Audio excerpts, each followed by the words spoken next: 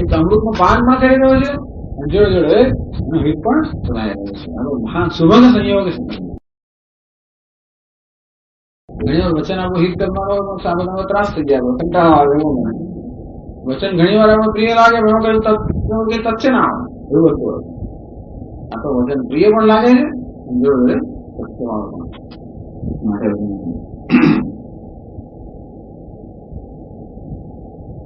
હિત કામ્ય હિતમ. તો અર્જુન હિતની કામે, અર્જુન હિત શેમાં છે? દુર્વિજ્ઞેયમ તત્વજ્ઞાન. એક જ વસ્તુ ખરેખર મનુષ્યનું હિત સાધી શકે અને કેવું છે? તત્વજ્ઞાન. એ જ હિત સાધનારી વસ્તુ.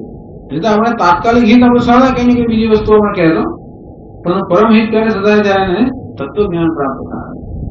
અને તત્વજ્ઞાન દુર્વિજ્ઞેયમ, જેને જાણવું અત્યંત કઠિન હોવાના કારણે ભગવાન અર્જુનના હિતની ઈચ્છા રહ્યા અને વળી પાછો આગળ ઉપદેશ કરે.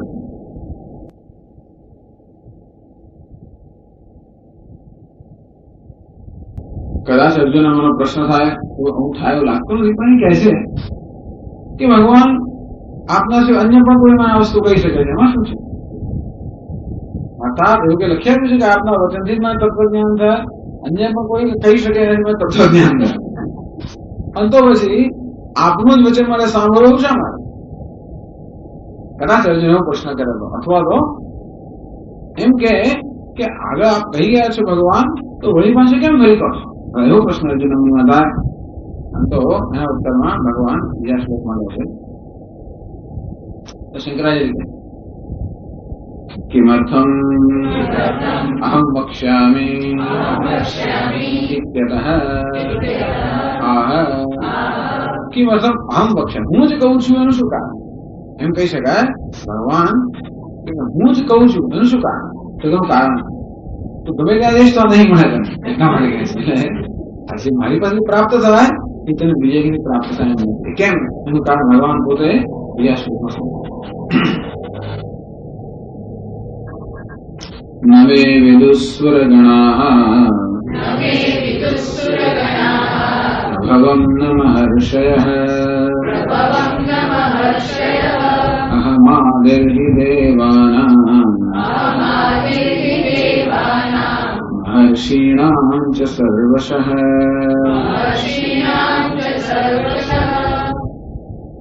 જરૂર મહાત્માઓ, મહાપુરુષો છે, મહર્ષિઓ છે, દેવતાઓ પણ છે, અર્થાત એ સર્વજ્ઞ સમાન છે અને આ ઉપદેશ કરવા માટે શક્તિમાન છે. અને છતાં પણ એ મારી તુલનામાં તમારે આવી શકે. એટલા માટે સુરગણાઃ મે પ્રભવમ મહર્ષયઃ સુરગણાઃ મે પ્રભવમ ન વિદુઃ. હે અર્જુન, આ મહર્ષિઓ હોય કે દેવતા હોય પણ મારો પ્રભાવ જાણતા નથી પૂરેપૂરો. કેમ ન જાણતા? ભગવાન સર્વજ્ઞ છે, એમનો પ્રભાવ ન જાણતો કેમ? અહમ આદિર્હિ દેવાનાં મહર્ષિણાં સર્વશ. કે હે અર્જુન, આ દેવતાઓ અને મહર્ષિઓ બધાનું આદિ કારણ હું છું. અર્થાત એ જયારે નહોતા ત્યારે પણ હતો. એ બહુ બધું શું જાણી શકે? એમના અનુભવનો વિષય તે હોય જાણી શકે, પરંતુ એમની ઉત્પત્તિ થઈ નહોતી.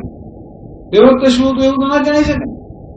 તેથી ગમે તેવા મહાન હોય તો પણ મને પૂરેપૂરો ન જાણી શકે. હું કોણ છું? સર્વ કાળની મર્યાદા પર. આવા કોણ છે? કાળની મર્યાદા. તેથી એ મારો પૂરેપૂરો પ્રભાવ જાણતા નથી. તેથી હું જ આ તત્વ કહેવા માટે અને મારી વિભૂતિનું વર્ણન કરવા માટે હું જ કેવો છું યોગ્ય છું. હું જ અધિકારી છું, મારે કોઈ અધિકાર નથી. ઘણી વાર ભગવાને પણ પોતાની જાતને વિસરી પડે, કન્વિન્સ કરવો પડે. આખો દડો જ્ઞાનની પ્રશંસા કરવી પડે, એવું કરવું પડે. કારણ કે માણસ મન એવું છે, અનેક પ્રકારના પ્રશ્નો જન્મે એટલે ભગવાન હવે સેલ્સ ટોક આપતા હોય, સેલ્સ સ્પીચ ભાષામાં સમજાવે છે. નમે વિદુઃ ન જાનન્તિ સુરગણાઃ બ્રહ્માદયઃ કિં તેન વિદુઃ મમ પ્રભવં પ્રભાવં પ્રભુશક્ત્યતિશયં અથવા પ્રભવં પ્રભવનં ઉત્પત્તિં નાપి મહર્ષયઃ ભૃગ્વાદયઃ વિદુઃ. ન મે વિદુહુ ન મે ન વિદુહુ ન જાનંતિ, આ જાણતા નથી. કોણ જાણતો નથી? સુરગણા. હા, આ દેવતાઓનો સમૂહ જે છે, બ્રહ્માજીની માળીના બધા દેવતાઓ છે, એ પણ હજુ જાણતા નથી. શું નહીં જાણતા ભગવાન? કેમ કે એના વિદુહુ શું છે કે દેવતાઓ પણ જાણતા નથી. હું પ્રભવમ, મારો પ્રભાવ. આ પ્રભાવ શબ્દના બે અર્થ કરવામાં આવ્યા. એક અર્થ કર્યો પ્રભાવ, એવું મારો પ્રભાવ જાણતા નથી. પ્રભુ શક્તિ અતિશયમ, અર્થાત મારી જે મહાન શક્તિ છે, નિર્તિશય શક્તિ છે, ઉત્પત્તિ અનેક ઉત્પત્તિ. હા, પ્રભુ શક્તિ અતિશયમ ટૂંકમાં જગતના સર્જન કરવું, પાલન કરવું, જગતનો સંહાર કરવો, આ પ્રકારની જે શક્તિ છે, એ શક્તિની માત્રા એ લોકો જાણતા નથી. અથવા પ્રભવમ, પ્રભવ શબ્દ બીજા બધા ઉત્પત્તિ, પ્રભવ ઉત્પત્તિ, એ લોકો પણ મારી ઉત્પત્તિ જાણતા નથી. પ્રભવ, ભવનો અર્થ છે ઉત્પત્તિ, એટલે કે ભગવાનની ઉત્પત્તિ નથી. તો એક રીતે ઉત્પત્તિ છે. કેમ ઉત્પત્તિ છે? આ જગત રૂપે ઉત્પત્તિ. માટી અનેક ઘડાઓ રૂપે ઉત્પન્ન થાય એમ કહેવાય. પણ નવો અર્થાત માટી કારણ જેનું કાર્યમાં રૂપાંતર ઉત્પત્તિ. તો ઈશ્વર પણ આ જગતના રૂપમાં ઉત્પન્ન થયેલો છે. અનેક વિભૂતિ આવિર્ભાવ, એ ઉત્પત્તિ બધું છે, આવિર્ભાવ છે. ઉત્પત્તિ નથી પણ આવિર્ભાવ છે. ઉત્પત્તિ નામની વસ્તુ આપણે સ્વીકારતા છીએ. ઉત્પત્તિ નામની વસ્તુ છે નહીં, કોઈ વસ્તુ ન હોય, એનું અસ્તિત્વ જ ના હોય તો કોઈ વસ્તુ અસ્તિત્વમાં ના આવી શકે. પરંતુ જે એક અવસ્થામાં છે એ બીજી અવસ્થામાં આવિર્ભાવ છે. ઈશ્વરમાં અવ્યક્તમાંથી વ્યક્ત થાય.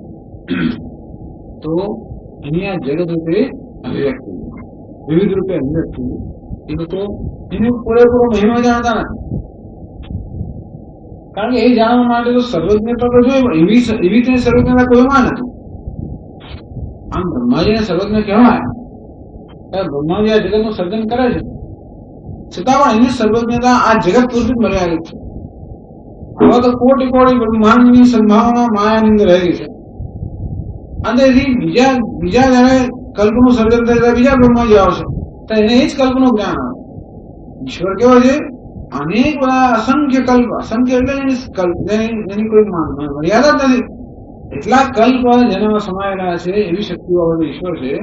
એની જે શક્તિનો અતિશય છે,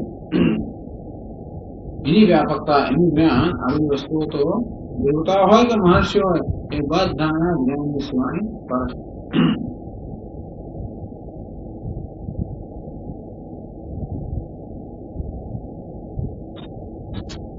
મહર્ષય ધ્રુવ વગેરે મહર્ષિ છે, એ પણ સર્વજ્ઞ સમાન છે.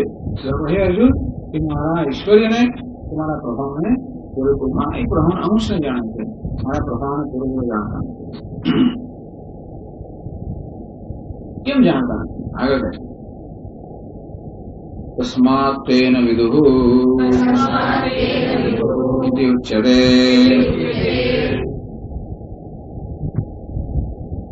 તો ઇન્દ્ર જેવા, ઇન્દ્ર હોય, ભૃગુ હોય, આ બધા મહાન જે છે વિભૂતિઓ, ભગવાન એ પણ આપનો પ્રભાવ જાણતા નથી. શું કારણ? ભગવાન બીજી પદ્ધતિમાં ઉત્તર આપે છે ભાષણમાં. અહમ આદિ કારણમ યસ્માત દેવાનામ મહર્ષિણામ ચ સર્વશઃ સર્વ પ્રકારૈઃ.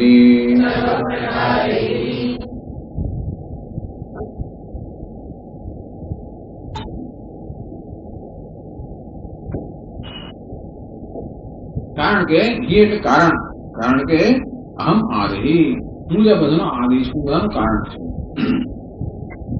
બધી રીતે કારણ છે.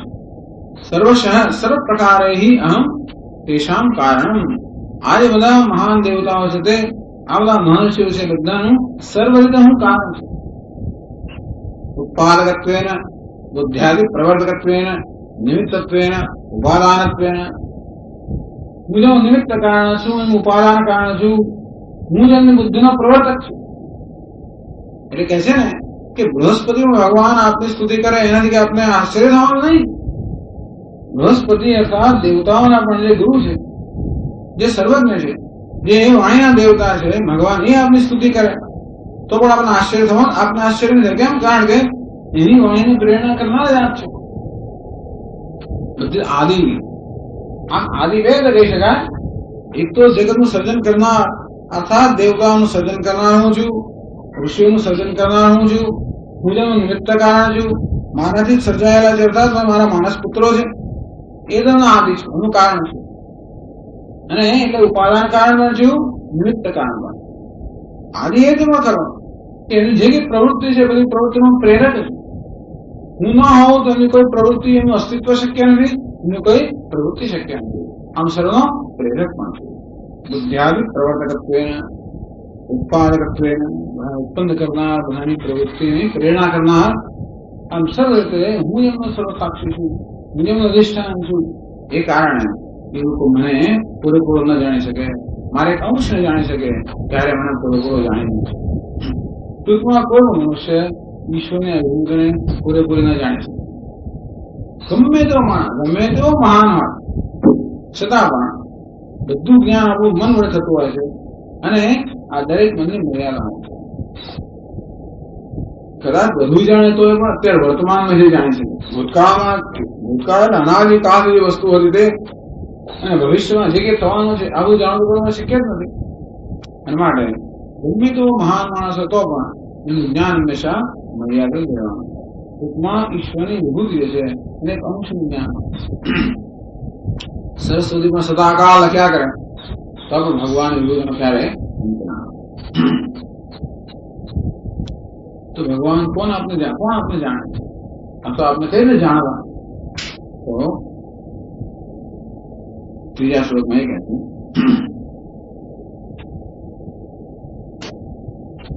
યો મામજમનાદિંચ વેત્તિ લોકમહેશ્વરમ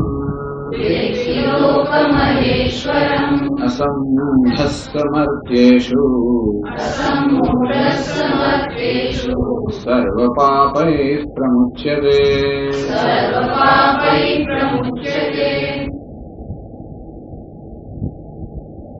ભગવાન જે છે ખરેખર જાણવાની વસ્તુ શું છે? આ બધો પ્રભાવ ન જાણતો પણ ચાલે, પણ મને કઈ રીતે જાણવું છે? યોમાં અજમ અર્થાત હું જન્મ રહિત છું, અનાદિમ છે, મારું કોઈ આદિ નથી, લોક મહેશ્વરમ, આ સર્વલોક મહાન ઈશ્વર છું, આ રીતે મને જાણે. અસમૂઢ સમર્થેષુ, આ સર્વ મનુષ્યમાં અસમૂઢ અર્થાત સર્વમોહથી અજ્ઞાન મુક્ત થયેલો છે. સર્વ પાપૈઃ પ્રમુચ્યતે, ટૂંકમાં મુક્ત થવા માટે, મુક્ત થવું એટલે સર્વ પાપમાંથી મુક્ત થવું. આપણને જે વસ્તુ દુઃખ કરનારી છે એ બધા શું છે? પાપ કર્મ. પુણ્યનો પાપમાં સમાવેશ થઈ જતો છે. એ રીતે કેમ કે અહંકારથી પ્રેરિત જે કર્મ હોય એમાં કઈ દોષ રહેલો જ હોય, અને તેથી જે ભૂતકાળના કર્મ છે એ જ વર્તમાનની અંદર અનેક પ્રકારની વૃત્તિઓ રૂપે એનો ઉદ્ભવ થતો હોય, એ જેમાં અનેક પ્રકારના સુખ દુઃખ વગેરેના પ્રત્યાઘાતો જન્માવતા હોય, અને તેથી એ બધાની અસરમાંથી મુક્ત થવું એટલે મુક્તિ. ભલે વિચારો આવતા હોય, ભલે પરિસ્થિતિ આવતી હોય, અને છતાં પણ મારા પર કોઈ પ્રભાવ ન પાડી શકે, અર્થાત મારામાં કોઈ પ્રકારનો ભય, કામ, ક્રોધ, કોઈ પ્રકારનો પ્રત્યાઘાત ન ઉત્પન્ન થાય. મારા આનંદમાં કે મારી પ્રસન્નતામાં કોઈ પ્રકારનો આઘાત ન કરે, કોઈ પણ સંજોગો, કોઈ પણ વિચારો, કોઈ પણ કર્મ, તો મુક્ત આનંદ મુક્ત. અર્થાત મનુષ્ય છે, પૂર્ણતા છે, એની છતાં પણ આ બધી વસ્તુઓનો આઘાત કરે અજ્ઞાનને કારણે. અંદરથી હે અર્જુન, અસમૂઢ જે મનુષ્ય મોહમાંથી અજ્ઞાનથી મુક્ત થયો છે અને મને આત્મદયા જાણે છે, વાસ્તવિક રૂપમાં એ બધા પાપથી મુક્ત છે, અર્થાત એ મનુષ્ય મુક્ત છે. ભાષ્યમાં સમજાવે છે, યો મામ અજમનાદિં ચ યસ્માદહં આદિઃ દેવાનાં મહર્ષિણાં ચ ન મમ અન્ય આદિર્વિદ્યતે અતઃ અહં અજઃ અનાદિશ્ચ અનાદિ अनादित्वम् अजत्वे हेतुः तम्माम् अजमनादिम् च यो वेत्ति विजानाति लोकमहेश्वरम् लोकानां महान्तमीश्वरम् तुरीयम् अज्ञान तत्कार्यवर्जितम् असंबन्धः सम्मोहवर्जितः मर्त्येषु मनुष्येषु सर्वपापैः सर्वैः पापैः मतिपूर्वकृतैः प्रमुच्यते प्रमोक्ष्यते।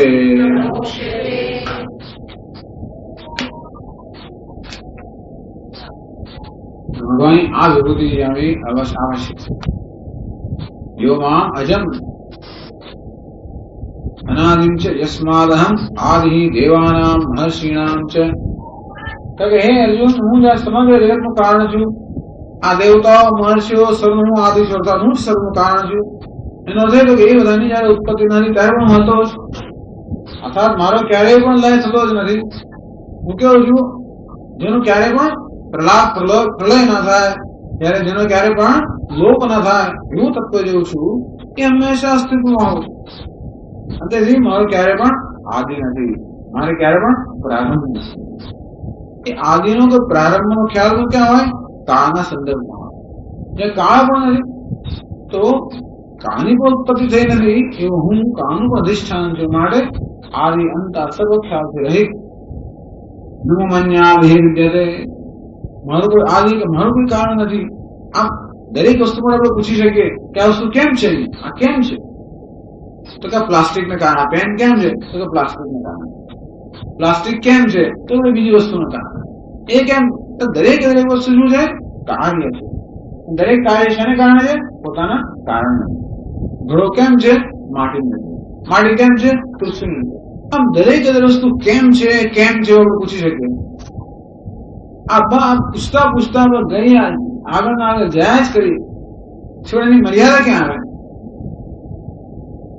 મારા પિતા દરેક પિતા પુત્ર હોવો જોઈએ મારા પિતામાં પુત્ર હોવા જ જોઈએ પણ એમનામાં પિતા હોવા જોઈએ એવો પુત્ર હોવા જોઈએ એનો પિતા હોવા જ જોઈએ એમ કરી કરીને પુત્ર અને પિતાની આખી જે સાંકળ છે લંબાવતા ક્યારે પહોંચ્યું એવા પિતા પાસે પહોંચ્યું એવા પિતા સુધી પહોંચવું જોઈએ જે પોતે પુત્ર ના હોય એવા પિતા હોવા જોઈએ જે પોતે પુત્ર ના હોય એવા ગુરુ હોવા જોઈએ જે પોતે શિષ્ય ના હોય એવું કારણ હોવા જોઈએ જે પોતે કાર્ય ના હોય હું સર્વનું કારણ છું પણ હું કશાનું કાર્ય નથી હું સર્વનો પિતા છું પણ હું કોઈનો પુત્ર નથી હું સર્વનો ગુરુ છું હું કોઈનો શિષ્ય નથી હું કહું સ્વયં ગુરુ સ્વયં સિદ્ધ સ્વયં પ્રકાશ સ્વયં પૂર્ણ અંતેથી મારો કોઈ આદિ અથવા મારો કોઈ કારણ ન વિદ્યતે અતઃ અજ્ઞાન માટે હું કહું છું અજ્ઞાતા અજન્મા છે અનાદિશ્ચ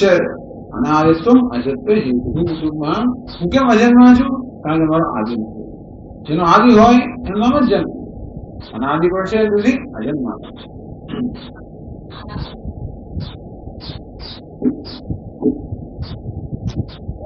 અજમ અનાદિમ છે વેત્તિ લોક મહેશ્વર હું કોણ છું લોક મહેશ્વર લોકાનામ મહાન પરમેશ્વરમ આ સમગ્ર લોક અર્થાત સમગ્ર જગતમાં મહાન ઈશ્વર બધા ઈશ્વરોનો કોઈ ઈશ્વર હતા દરેક અધિકારીનો ઉપરી અધિકારી એનો ઉપરી અધિકારીનો ઉપરી અધિકારી પણ હોય હું કહ્યું મહાન ઈશ્વર બધાનો ઉપરી હોવા છતાં મારો કોઈ ઉપરી નથી આ બધી વસ્તુની પરાકાષ્ઠા સા પરાગતિ સૂક્ષ્મતાની પરાકાષ્ઠા મહાન મહત્તાની પરાકાષ્ઠા બધી વસ્તુની પરાકાષ્ઠા તો સૂક્ષ્મતાની આંતરત્વની મહત્તાની આ બધી પરાકાષ્ઠા સ્વાકાષ્ઠા સ્વપરાગતિ પુરુષાન્ન પરમ કિંચિત એની પર કઈ મહાન મહાલોકાનામ મહાંતમીશ્વરમ તુર્યમ લોક શબ્દનો શંકરાચાર્ય બીજો પણ અર્થ કરે લોક અર્થાત આ સર્વ અવસ્થાઓ જાગ્રત સ્વપ્ન સુષુપ્તિ આ ત્રણેય અવસ્થાનો મહાન ઈશ્વર આ ત્રણેય અવસ્થાઓ જેને કારણે છે, જાગ્રત, સ્વપ્ન, સુષુપ્ત, આ ત્રણેય જેને કારણે છે. કોણ છે? એ ત્રણનું અધિષ્ઠાન અર્થાત તુરીય. અજ્ઞાન તત્કાર્ય વર્જિતમ, આ જાગ્રત જે છે વિશ્વ, સ્વપ્ન એટલે તૈયસ, સુષુપ્ત અર્થાત પ્રાજ્ઞ. આ વિશ્વ, તૈયસ, પ્રાજ્ઞ, તમને ખબર છે ને? વિશ્વ, તૈયસ, પ્રાજ્ઞ. 4 વર્ષ થઈ જાય વાતમાં. વિશ્વ એટલે જાગ્રત અવસ્થાનો અભિમાની, તૈયસ અર્થાત સ્વપ્ન અવસ્થાનો અભિમાની, પ્રાજ્ઞ અર્થાત સુષુપ્ત અવસ્થાનો અભિમાની. તો આ બધા કોણ? આ કેવા છે? અજ્ઞાન તત્કાર્ય સંયુક્તા. અજ્ઞાનીઓ છે અને અજ્ઞાનનું જે કાર્ય છે અહંકાર, મમકાર, એ બધાથી સંયોજાયેલા છે. કોણ? આ વિશ્વ, તૈયસ અને પ્રાજ્ઞ. એમનું અધિષ્ઠાન છે. એ બધા જેને કારણે છે, એ બધાને સત્તા સ્ફૂર્તિ પ્રદાન કરનાર એ કોણ છે? તુરીય અર્થાત શુદ્ધ ચૈતન્ય, જે જ્ઞાન અને અજ્ઞાનની અસર, અહંકાર, મમકાર સૌથી રહિત છે. અને એટલા માટે મહાન ઈશ્વર ભગવાન ઈશ્વર કેવાય? ઈશ્વર શાસક. આમ શાસક કરે એટલે કઠોપનિષદમાં કહે જેના ભયથી આ સૂર્ય ઉદય થાય છે, અગ્નિ જ્વાળતો હોય છે વગેરે. ત્યારે ભગવાને વજ્ર ધારણ ન કર્યું હાથની અંદર, ઉગામેલું વજ્ર, તે પણ આમ નર્યું વજ્ર પણ નહીં તો લોકો કદાચ લિબર્ટી લે, ઉગામેલું વજ્ર એટલે આમ તરત પેલા આમ તાકેલી જ બંદૂક અંદર હોય તો કદાચ આપણે ત્યાં હાલચાલ કરીએ, બંદૂક તાકેલી હોય તો કોઈ કશું ના કરી શકે. કઠોપનિષદ ભગવાન કેવો છે? એને ઉગામેલું વજ્ર ના હોય ને હાથની અંદર.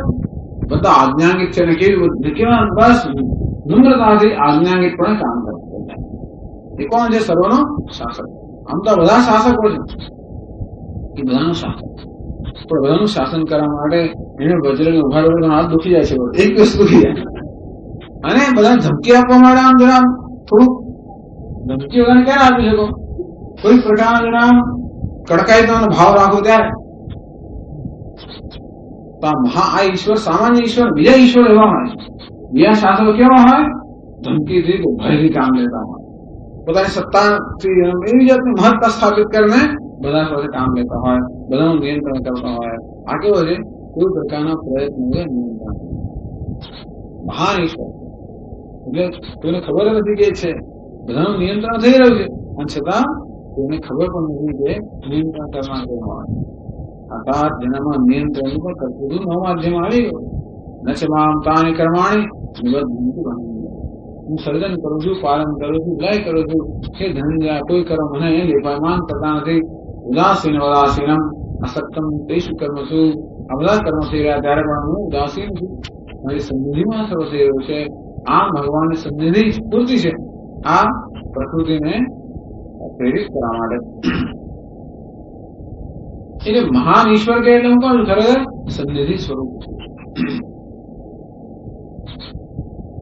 અભિવૃદ્ધિ જીવન જાણે છે, સ્વરૂપનું અધિષ્ઠાન છે એમ કહી શકાય. કદાચ ભગવાન બધાને નિયંત્રિત કરતો હોય તો બીજી કઈ રીતે નિયંત્રિત? શ્રી કૃષ્ણ બધાને કેવા નિયંત્રિત કરતા હોય, કેવી રીતે? પ્રેમ છે. ભગવાન એટલા માટે ભય, ભક્ત લોકોને એવું લાગે ભગવાન ભયથી પણ નિયંત્રણ કરતો હોય. કેવું નિયંત્રણ કરે છે? અને એટલા માટે નિયંત્રિત થયેલું હોય એને પણ કોઈ પ્રકારનો ભય ન હોય, આનંદ હોય. નિયંત્રિત થવા પણ આનંદ છે, કારણ કે એ શેને નિયંત્રિત કરે છે? એમ પણ કહી શકાય જેનો કોઈ પ્રયત્ન નથી, અર્થાત જેનો કોઈ કસરત પણ નથી, જેનો કોઈ સંકલ્પ નથી, અભિવૃદ્ધિ જાણે છે. આ સ્વરૂપ જ જાણી શકાય. પ્રેમ સ્વરૂપ, આનંદ સ્વરૂપ આ પરમાત્મા પૂરી અર્થાત આત્મ સ્વરૂપ જાણે છે. અસમૂઢ સમૂહ વર્જિત. મોહ કોને કહેવાય? અન્યોન્ય તાદાત્મ્ય, અન્યોન્ય અધ્યારોપ. અવિવેક, મોહ એટલે અવિવેક. તસ્મિન તદ્બુદ્ધિ, જે વસ્તુ જે નથી એમાં દર્શન કરવા ટૂંકમાં આ ઉપાધિમાં આત્મભાવ નામ છે મોહ. અસમૂઢ ઉપાધિમાં અહમ બુદ્ધિમાં મુક્ત થયેલો આ મનુષ્ય સર્વ મનુષ્યેષુ સર્વ પાપૈ પ્રમુચ્યતે. તો બધા મનુષ્યમાં કેવો છે? મોહથી રહિત. એક જ છે જે ખરેખર બુદ્ધિમાન.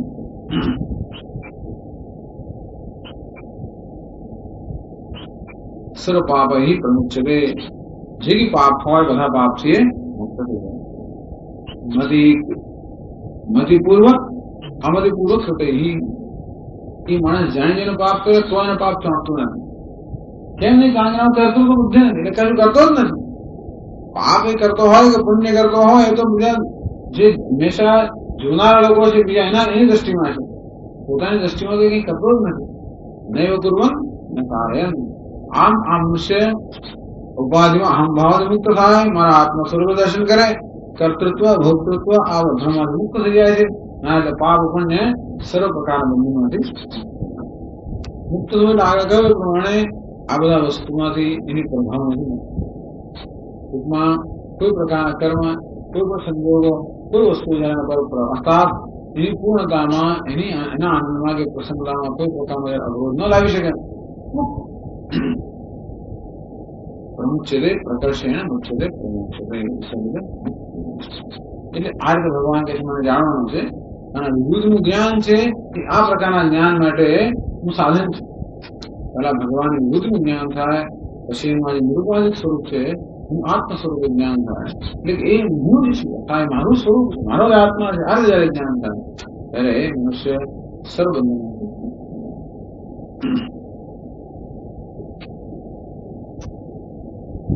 પૂર્ણમદ પૂર્ણમિદં પૂર્ણાત પૂર્ણમુદચ્યતે પૂર્ણસ્ય પૂર્ણમાદાય પૂર્ણમેવાવશિષ્યતે. ઓમ શાંતિ શાંતિ શાંતિ. શંકરં શંકરાચાર્યં કેશવં બાદરાયણં સૂત્રભાષ્યકૃતૌ વંદે ભગવन्तौ પુનઃ પુનઃ. ઈશ્વરો ગુરુરાત્મેતિ મૂર્તિભેદો વિભાગિને વ્યોમવદ્વ્યાપ્તદેહાય દક્ષિણામૂર્તયે નમઃ. ઓમ શાંતિ શાંતિ શાંતિ. હરિ ઓમ શ્રી ગુરુભ્યો નમઃ. હરિ ઓમ.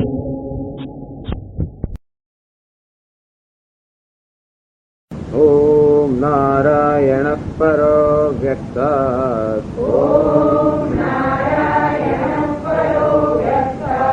અંડમવ્યક્તસંભવમ અંડસ્યાन्तस्ति मे लोकाः सप्तद्वीपा च मेदिनी.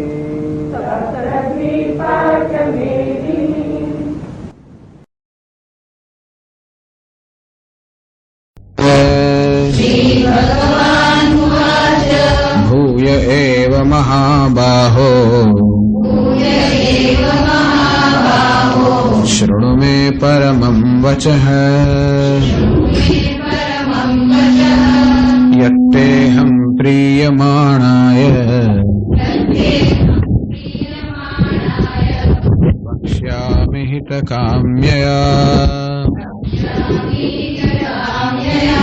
न मे विदुःसुरगणाः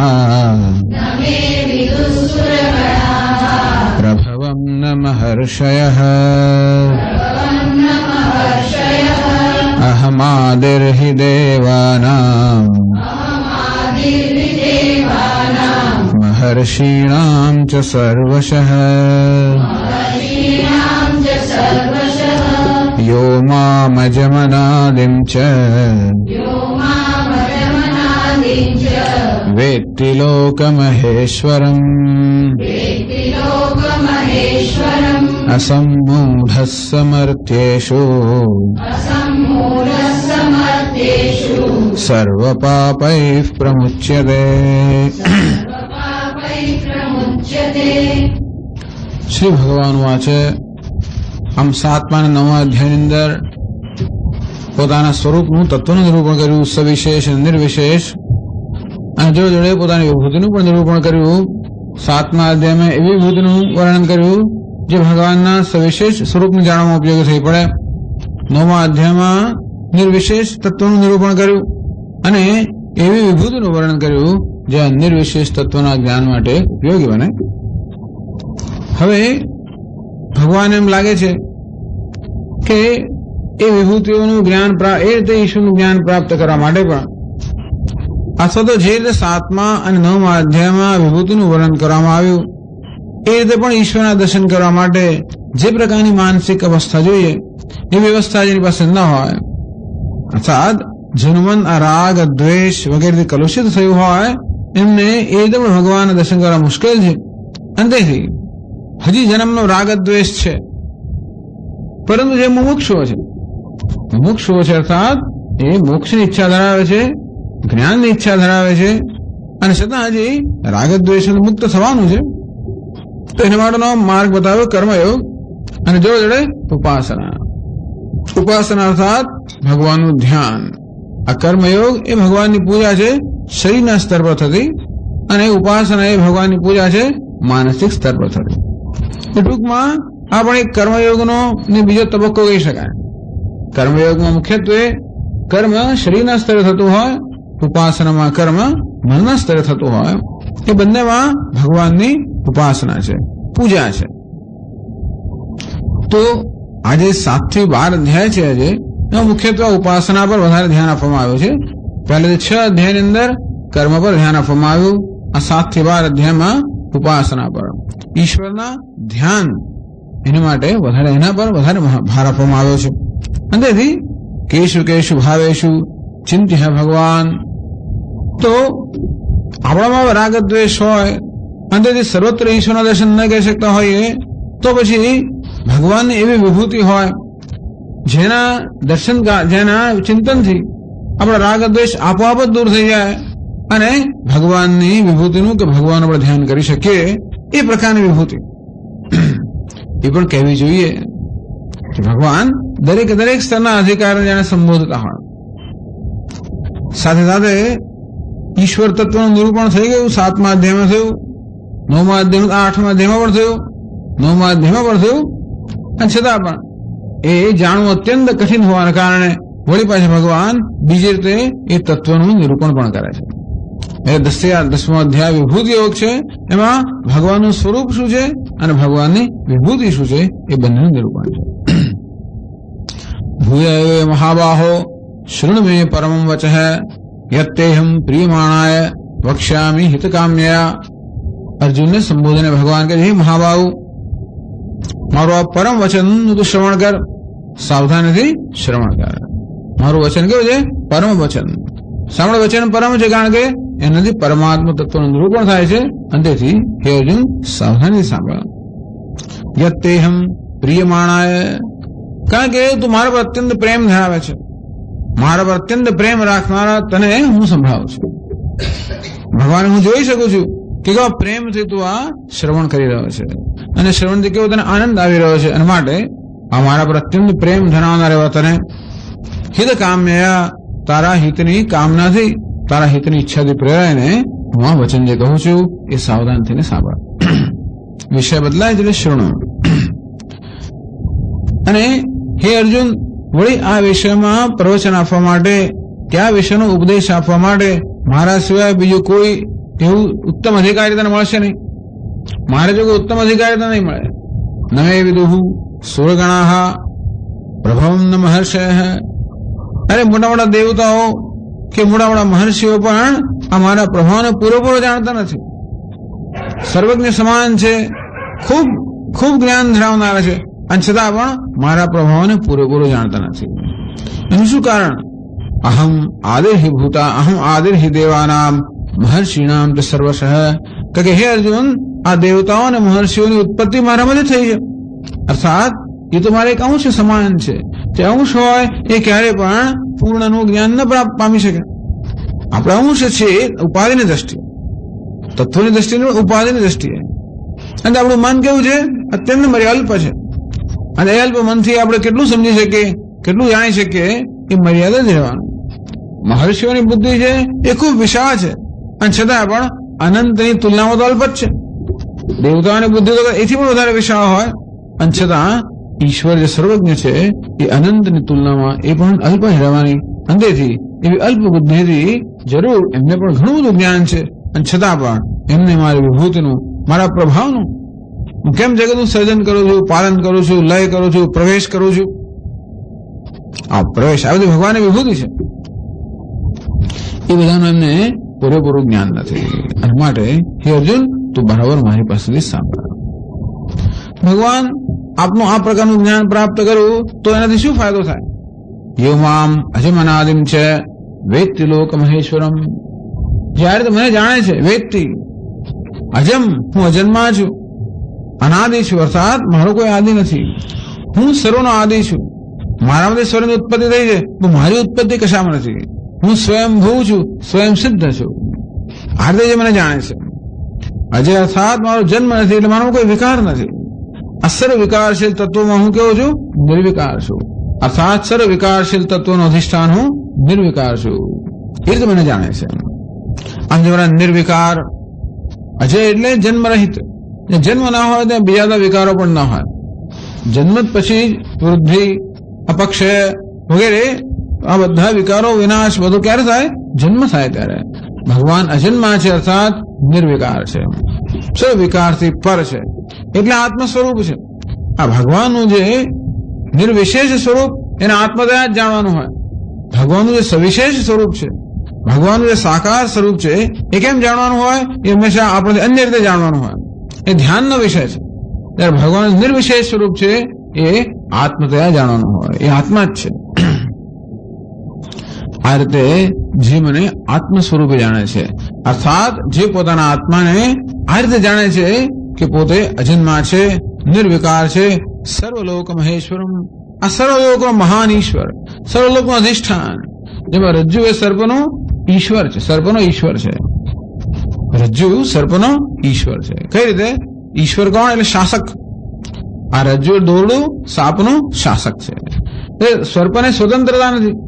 સર્પ સંપૂર્ણ રીતે આ રજ્જુ પર આધારિત છે. સર્પ છે કારણ કે રજ્જુ છે. સર્પ ભાષે છે કારણ કે રજ્જુ ભાષે છે. આમ સર્પની સત્તા, સ્ફૂર્તિ, આ બધી વસ્તુ કોને આભારી છે? રજ્જુને આભારી. એ દ્રષ્ટિએ આપણે કહીએ કે રજ્જુ કોણ છે? આ સર્પનો ઈશ્વર, એનો શાસક, એને સત્તા સ્ફૂર્તિ પ્રદાન કરનાર. એમાં એવું શાસન કરવા માટે રજ્જુ કોઈ પ્રયત્ન કરવો પડતો નથી. રજ્જુના રજ્જુ હોવાપણાથી જ શાસક બની ગયો. ઈશ્વરનો ઈશ્વર હોવાપણાથી જ શાસક બની ગયો. ભલે આપણે શાસક કહીએ અને આપણે ઘણા બધા હથિયારો વગેરે આપીએ, હાથના આયુધો વગેરે, આપણે વિવિધ પ્રકારની કલ્પના કરીએ, પણ હવે કોઈ આયુધની આવશ્યકતા નથી. એ સમગ્ર જગત એ સર્વ આત્મા હોવાને કારણે શંકરાચાર્ય સમજાવે છે, ઈશાવાસ્યમિદમ સર્વમ યત કિંચ જગત્યામ જગત. આ જગતની અંદર બ્રહ્માંડમાં જે કઈ છે, ચર અને અચર, જળ અને ચેતન, એ સર્વ ઈશ્વર વડે વ્યાપ્ત કરવું જોઈએ. એ કોણ છે? ઈશ્વર છે. અરે ભાઈ, આ જે છે ઈશ્વર કેવો રીતે બન્યો? બધાનો આત્મા હોવાને કારણે. આપોઆપ જ આત્મા બધાનો ઈશ્વર છે. જેવી રીતે હું કોઈ અરીસા સામે ઉભો હોઉં તો અરીસામાં મારું પ્રતિબિંબ દેખાય. હું કોણ છું? એ પ્રતિબિંબનો આત્મા છું. અને આત્મા હોવાને કારણે પ્રતિબિંબનો ઈશ્વર છું. હું હાથ ઊંચો કરું, પ્રતિબિંબ હાથ ઊંચો કરે. હું નીચે બેસી જાઉં, પ્રતિબિંબ નીચે બેસી જાય. આમ પ્રતિબિંબ સંપૂર્ણ રીતે મારા પર આશ્રિત છે. એ દ્રષ્ટિએ જે સત્ય છે એ મિથ્યાનું શાસક છે એમ કહેવાય. સત્ય સત્ય હોવાના કારણે જ મિથ્યાનું શાસક બની ગયું. આમ સત્ય મિથ્યાનું શાસન કરવાનો કોઈ પ્રયત્ન કરવાની જરૂર નથી, પરંતુ સત્ય હોવાના કારણે અને મિથ્યા મિથ્યા હોવાના કારણે પૂર્ણતા આધારિત છે. અને માટે આપોઆપ જ જે સત્ય છે એ મિથ્યાનું શાસક છે એમ કહેવાય. એટલે આપણે ભગવાન ઈશ્વર કહીએ છીએ, શાસક કહીએ છીએ. એ કોઈનું શાસન કરતો નથી. અર્થાત શાસન કરવાનો કોઈ વિશિષ્ટ પ્રયત્ન કરવો પડતો નથી. એ સર્વનું અધિષ્ઠાન હોવાને કારણે, સર્વનો આત્મા હોવાને કારણે, સત્ય હોવાને કારણે આ બધી ઉપાધિ જે મિથ્યા જગત છે એ જગતનો આપોઆપ જ સ્વાભાવિક રીતે શાસક છે. સર્વલોક મહેશ્વરમ. આ રીતે મને સમગ્ર લોકનું અધિષ્ઠાન જાણે છે. અર્થાત એ જાણે છે કે આ સમગ્ર લોક મારામાં અધ્યારોપિત છે. હું આ સમગ્ર નામ રૂપાત્મક જગતનું સત્ય છું. હું સર્વને સત્તા સ્ફૂર્તિ પ્રદાન કરનાર છું. આ રીતે જે મને જાણે છે, મને આત્મદયા જાણે છે. અર્થાત મારો જે આત્મા છે આ જગતનો આત્મા છે.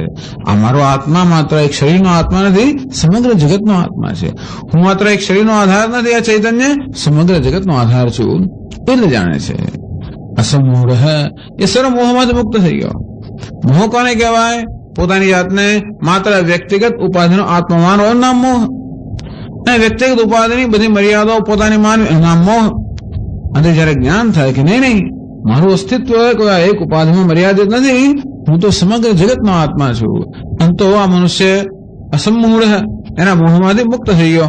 અર્થાત જે આ અજ્ઞાનને કારણે, ભ્રમને કારણે જે અનેક પ્રકારનો અહંકાર, મમકાર, આ સર્વ અલ્પતાની લાગણી જન્મેલી, સર્વ અલ્પતામાંથી મુક્ત થઈ ગયો. સર્વ પાપૈ પ્રમુચ્યતે, સર્વ પાપમાંથી મુક્ત થઈ ગયો. પુણ્ય કે પાપ એને સ્પર્શ કરતા નથી. છંદોગ્ય ઉપનિષદો સમજાવે છે કે જે જળ કોઈ કમળને સ્પર્શ ન કરતું હોય, અંતે રીતે આ જ્ઞાની પુરુષ એ અહંકાર, કર્તૃત્વ, ભોક્તૃત્વ આ બધા ભ્રમમાંથી મુક્ત થઈ ગયો. અંતે હવે કોઈ પુણ્ય કે પાપ એને સ્પર્શ કરતા નથી. સર્વ પાપૈ પ્રમુચ્યતે.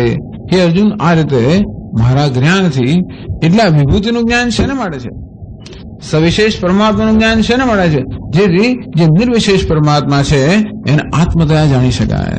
અને તે જાણવામાં આવે સર્વ પાપૈ પ્રમુચ્યતે. હે અર્જુન, સર્વ પાપથી આ જ્ઞાની પુરુષ મુક્ત થઈ જાય છે.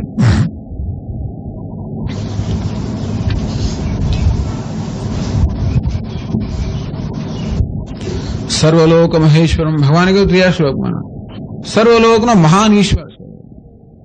કેમ? કારણ કે આ સમગ્ર જગતની ઉત્પત્તિ મારામાંથી થયેલી છે.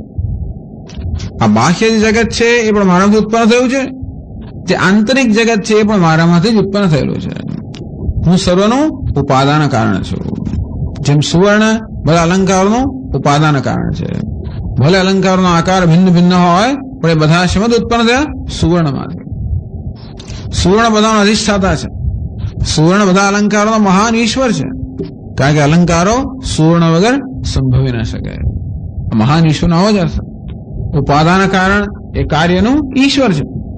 ભગવાન કહે છે કે હું કેવી રીતે સમગ્ર જગતનો ઈશ્વર છું? કારણ કે જે આ આંતરિક જગત છે અને જે બહારનું જગત છે એ બધું મારામાંથી ઉત્પન્ન થયું છે. હું જે સર્વનું નિમિત્ત કારણ છું, હું જે સર્વનું ઉપાદાન કારણ છું.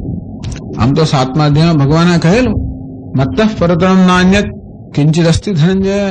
હે ધનંજય, હે અર્જુન, આ જગતમાં મારા સિવાય અન્ય કંઈ છે જ નહીં. હું જે નિમિત્ત કારણ છું, હું જે ઉપાદાન કારણ છું, જે કંઈ છે તે હું જ છું. એ ભગવાનની મહાન વિભૂતિ છે. અને ભગવાન એ પોતાની વિભૂતિ જે છે, અર્થાત કઈ રીતે હું જગતનો ઈશ્વર છું કે મારા સિવાય કશું છે જ નહીં. મારા સિવાય જે કંઈ દેખાય છે તો ખરેખર ભ્રમ છે. અને આ રીતે મેં કહ્યું પ્રમાણે સત્ય એ મિથ્યાનું મહાન ઈશ્વર છે. ઉપાદાન કારણ એ કાર્યનું ઈશ્વર છે. તો ઉપાદાન કારણ સત્ય છે, કાર્ય મિથ્યા છે. ઘડાની અંદર માટી ઉપાદાન કારણ છે અને ઘડો કાર્ય છે. તો ઘડો શું છે? મિથ્યા છે. માટી જે છે સત્ય છે. અંતે રીતે આ સત્ય એ મિથ્યાનો અધીશ્વર છે.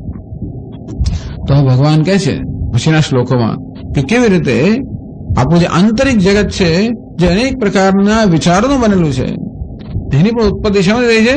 ઈશ્વરમાંથી. આ જે બહાર જગત છે એની ઉત્પત્તિ પણ શામાંથી રહી છે? એ જ ઈશ્વરમાંથી. એમ કહીને ભગવાન પોતાનું ઉપાદાન કારણ તરીકે જાહેર કરે છે અને પોતે કેવો આ જગતનો મહાન ઈશ્વર છે એ પણ બતાવે છે.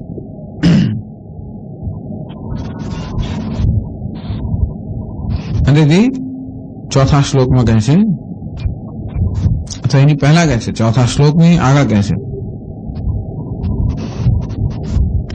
ઇતશ્ચ અહમ મહેશ્વરઃ લોકાનામ. ઇતશ્ચ આ એક બીજું પણ કારણ છે. અહમ લોકાનામ મહેશ્વરઃ. હે અર્જુન, આ બીજું પણ કારણ છે જેને કારણે હું આ સર્વ લોકનો મહાન ઈશ્વર છું. અર્થાત સર્વનું ઉપાદાન કારણ હોવાને કારણે. તો 4થા શ્લોકમાં કહે છે, બુદ્ધિર્જ્ઞાનમસમ્મોહઃ ક્ષમા સત્યમ દમઃ સુખમ દુઃખમ ભવો ભાવઃ ભયં ચાભયમેવ ચ અહિંસા સમતા તુષ્ટિઃ તપોદાનમ યશો યશઃ ભવન્તિ ભાવા ભૂતાનાં मत्त एव पृथग्विधाः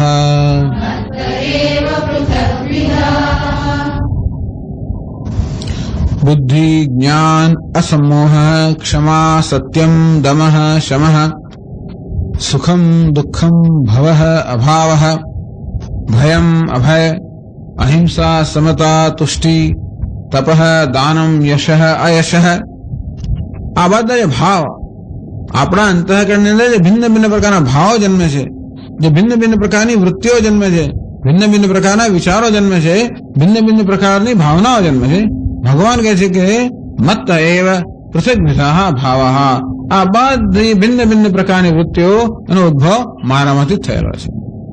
હું જ આ સર્વનું ઉપાદાન કારણ છું. અને તેથી આ આંતરિક જગત જે ભાવનાનું જગત છે એનો મહાન ઈશ્વર કોણ છે? પરમાત્મા. કારણ કે એમાંથી જ આ સમગ્ર આંતરિક જગતની ઉત્પત્તિ થઈ છે. સમજાવે છે શંકરાચાર્યજી. बुद्धि अंतःकरणस्य सूक्ष्मादि अर्थावबोधन सामर्थ्यम तद्वंतम बुद्धिमान इति वदन्ति. आ भगवानना ध्याननो प्रकार है. भगवाननी विभूतिનું વર્ણન છે ને મળે છે આપણું ધ્યાન કરી શકીએ એટલા માટે. અર્થાત જે ભાવ બતાવ્યા છે એમાં આપણે ઈશ્વરના દર્શન કરી શકીએ.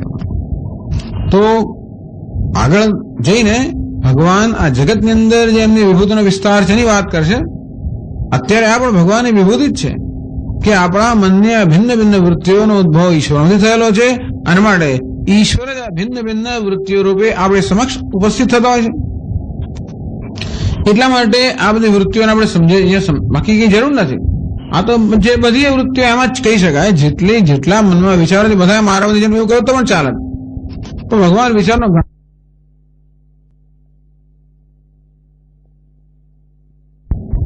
અંતઃકરણ છે સામર્થ્ય. અંતઃકરણ આપણું મન. આ મનનું એક સામર્થ્ય ને બુદ્ધિ કહે છે. મનમાં ઘણા બધા પ્રકારની સામર્થ્ય કે ઘણા બધા પ્રકારની શક્તિઓ રહેલી છે. એમાંનું એક પ્રકારની શક્તિ કે એક પ્રકારનું સામર્થ્ય ને બુદ્ધિ કહે છે. તો કે છે સૂક્ષ્માદિ અર્થાવબોધ સામર્થ્યમ, બોધન સામર્થ્યમ. આપણા મનની અંદર જે વિષયોનું જ્ઞાન પ્રાપ્ત કરવાનું સામર્થ્ય છે. આમ બધા વિષયોનું આપણે જ્ઞાન પ્રાપ્ત કરી શકીએ છીએ. જ્ઞાનનો અર્થ કે માત્ર આ પદાર્થને જોવું છું એટલું જ નહીં, પરંતુ આ કયું ફૂલ છે, ક્યાંથી ઉત્પન્ન થયું, શેમાંથી રચાયેલું છે, એમ કરીને આ રંગ એનો શેને કારણે છે, એનો આકાર એવો શેને કારણે છે, એની રચના આ પ્રકારની કેમ છે. આપણે કેટલું જાણીએ છીએ આ બધી વસ્તુ માટે. અને પુંકેસર કેવા છે, ફલાણું કેવું છે, એની ઉત્પત્તિ કયામાંથી થાય છે, બધી એની ખૂબ બધું વિજ્ઞાનમાં રહેલું છે.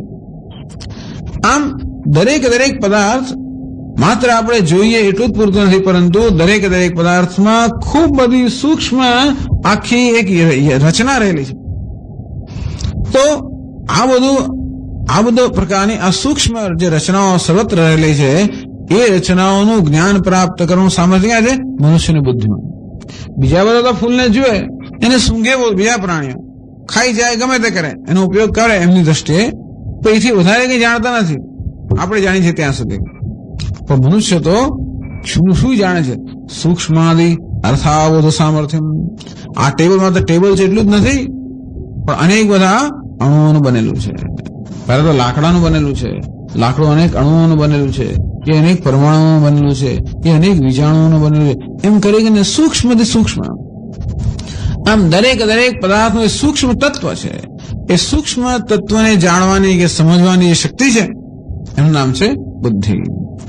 આમ બુદ્ધિનો અર્થ એ થાય જેને આપણે જ્ઞાન પ્રાપ્ત કરીએ છીએ, પણ એ બુદ્ધિને એક વિશેષ રૂપે સમજાવે છે કે બધામાં બુદ્ધિ તો હોય છે, પણ બધાને બુદ્ધિમાન કહેતા નથી.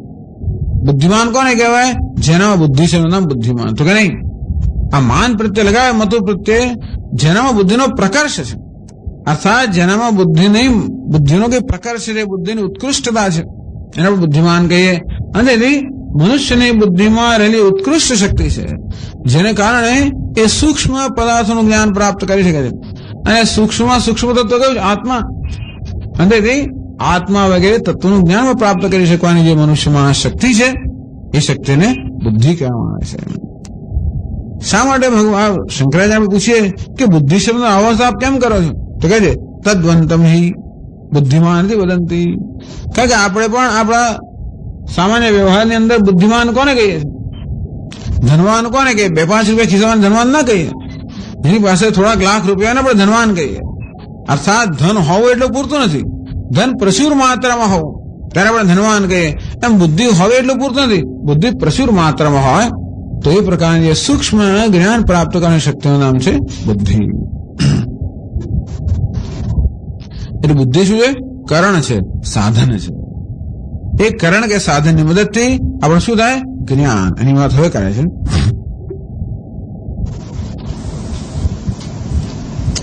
જ્ઞાનમ આત્માદિ પદાર્થાનામ અવબોધ. તો બુદ્ધિને પરિણામે આપણે જ્ઞાન જન્મે. અર્થાત આપણી બુદ્ધિમાં જે આ પ્રકારની વિચાર શક્તિ છે એનો પ્રયોગ કરવાના કારણે છેવટે આપણે કોઈ પદાર્થનું જ્ઞાન જન્મે. એ રીતે સૂક્ષ્મ વિષયનું જ્ઞાન જન્મે એ પણ વૃત્તિ છે. અને એમાં પણ સૂક્ષ્મ વિષય કયો? આત્મા. એટલે કે છે આત્માદિ પદાર્થાનામ અવબોધ. આત્મા, અનાત્મા, ઈશ્વર, જીવ, જગત, ધર્મ, અધર્મ આ બધા પદાર્થો છે. આ બધા પદાર્થોનું જ્ઞાન સૂક્ષ્મ બુદ્ધિની અપેક્ષા રાખે છે. અંતેથી આ સૂક્ષ્મ બુદ્ધિના પ્રયોગથી આપણને આ બધા પદાર્થોનું જે જ્ઞાન જન્મે છે, ભગવાન એ જ્ઞાન પણ મારામાંથી જન્મે છે. આ બુદ્ધિ કોણ છે? કોને કારણે છે? ઈશ્વરને કારણે. ઈશ્વર જ આપણી સમક્ષ આ બુદ્ધિના રૂપમાં આવતો હોય છે. અને બુદ્ધિમાં જ્ઞાન થાય, જ્ઞાનનું રૂપણ કોણ આવે? ઈશ્વર. એટલે કોઈ એવું અભિમાન ગર્વ ના કરી શકે કે મેં એ વસ્તુ આ મોટા વૈજ્ઞાનિકો ગમે તેવો હોય એવો ગર્વ ના જ કરી શકે કે આ મેં શોધ્યું અને મારી સિદ્ધિ છે. કારણ કે એ જ્ઞાન પણ છે કોને કારણે છે? ઈશ્વરને કારણે. એ પહેલા તારામાં આ પ્રકારનો વિચાર કરવાની જે શક્તિ આવી બુદ્ધિ પણ કોને કારણે છે? ઈશ્વરને જ કારણે છે. આપણા મનમાં પણ આમ કઈ જ્ઞાન જન્મે તો જો ઈશ્વર જ્ઞાન રૂપે આવ્યો. બુદ્ધિ આપણામાં છે, ઈશ્વર બુદ્ધિ રૂપે આવેલો છે. આ બેઠા બેઠા આવું ભગવાનનું ધ્યાન થઈ શકે. તો બુદ્ધિથી આપણે જ્ઞાન પ્રાપ્ત થાય. જ્ઞાનથી શું થાય? મોહ દૂર થાય. એ પણ ભગવાનને કારણે છે. એ આગળ કહે છે અસમોહ પ્રત્યુત્પન્નેષુ બોદ્ધવ્યેષુ વિવેકપૂર્વિકા પ્રવૃત્તિ.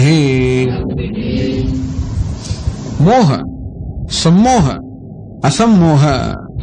મોહનો અર્થાત અવિવેક. એક વસ્તુને બીજી જાણવાનું નામ મોહ. રજ્જુને સર્વરૂ જાણવાનું નામ મોહ. તસ્મિન તદબુદ્ધિ. જે વસ્તુ જ્યાં નથી ત્યાં દર્શન કરવાનું નામ છે મોહ. એવું થાય છે ને, આત્માને અલ્પ માનવું એ શું છે? મોહ. જગતને સત્ય માનવું એનું નામ છે મોહ. આમ આ બધા આ મોહ છે. એ જ બધા આપણા દુઃખનું કારણ છે. અસમોહ. તો પેલી સૂક્ષ્મ બુદ્ધિના પરિણામે આત્માના વિવેક રૂપી જે જ્ઞાન જન્મે એને કારણે આપણામાં આત્માના અવિવેકથી જે મોહ હતો, અવિવેક રૂપી મોહ હતો એ નષ્ટ થઈ જાય. આમ જ્ઞાનને કારણે અસમોહ એટલે સર્વ મોહમાંથી મુક્તિ. બે પ્રકારના દુનિયા વિશેનો મોહ હોય છે. સમોહ એટલે આત્મા વિશેનો મોહ, એ અસમોહ. આમ આ મનુષ્યનું અજ્ઞાન દૂર થઈ જાય અને એને કારણે જે આત્મજ્ઞાન પ્રાપ્ત થાય એ સ્થિતિ છે, એ મોહ રાહિત્ય સ્થિતિ ભગવાન કે જે પણ પૂજે છે. અસમોહ. અથવા વ્યવહારમાં પણ અસમોહ. પ્રત્યુત્પન્નેષુ બોદ્ધવ્યેષુ વિવેકપૂર્વિકા પ્રવૃત્તિ. બીજો આપણે વ્યવહારની અંદર પણ ઘણા લોકો બહુ આમ એકદમ સ્માર્ટ હોય, સ્માર્ટ કુશળ હોય છે. આમ જેવી પરિસ્થિતિ ઉત્પન્ન થાય એમાં શું કરવું તરત ખબર પડી જાય લોકોને. પરિસ્થિતિ ઉત્પન્ન થાય તરત જાણી જાય કે આ શું કારણ છે અને એ પરિસ્થિતિમાં શું કરવું એ પણ તાત્કાલિક લોકો નિર્ણય કરી શકે. આ જાતની બુદ્ધિની ક્ષમતા છે. આપણે ગૂંચવણામાં પડી ગયા, શું આમ કેમ બોલ્યો ને પેલું કેમ થયું ને, શું આમ ગૂંચવણા પડી જાય. આપણે કહ્યું મૂળ બની જઈએ. વસ્તુ બને ત્યારે આપણે મૂળ બની જઈએ. ખબર ના પડે કે શું થયું, કેમ અહીં કેમ આવી ગયો, આમ કેમ આવું થયું. ભલે આમ જાજેરા પ્રસંગો જેનો બનતા હોય નાના મોટા, અને આપણે એનું તાગ જ ના કરી શકીએ, ગૂંચવાઈ જઈએ, એનું નામ શું છે?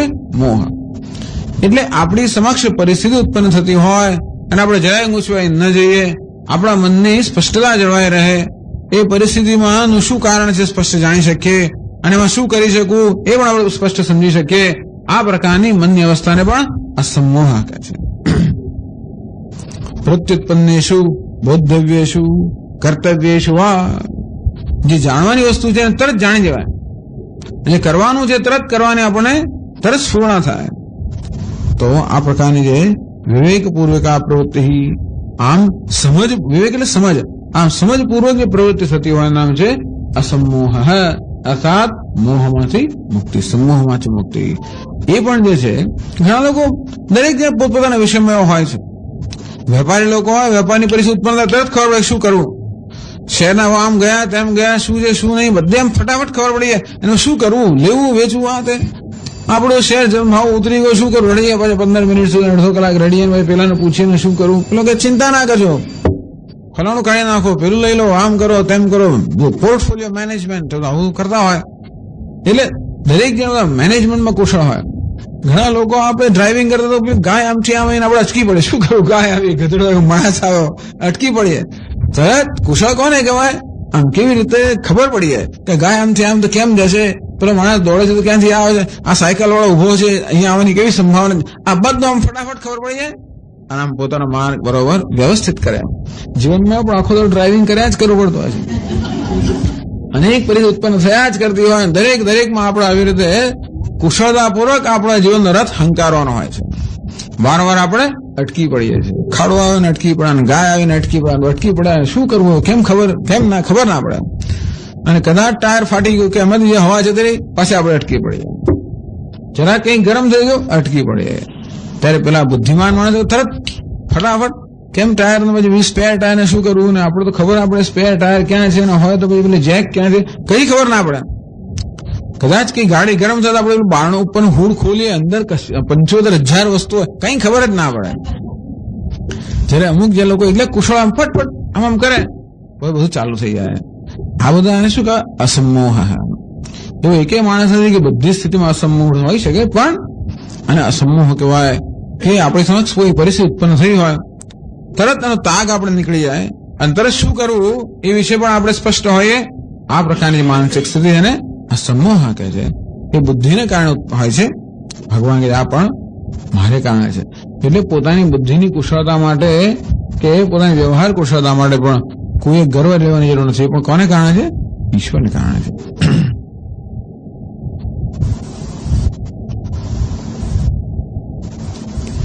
અને આમાં મોહમાંથી મુક્ત થયો હોય એ જ સ્વામીજી મહારાજ કે વેદાંતનો વિદ્યાર્થી કોને કહેવાય?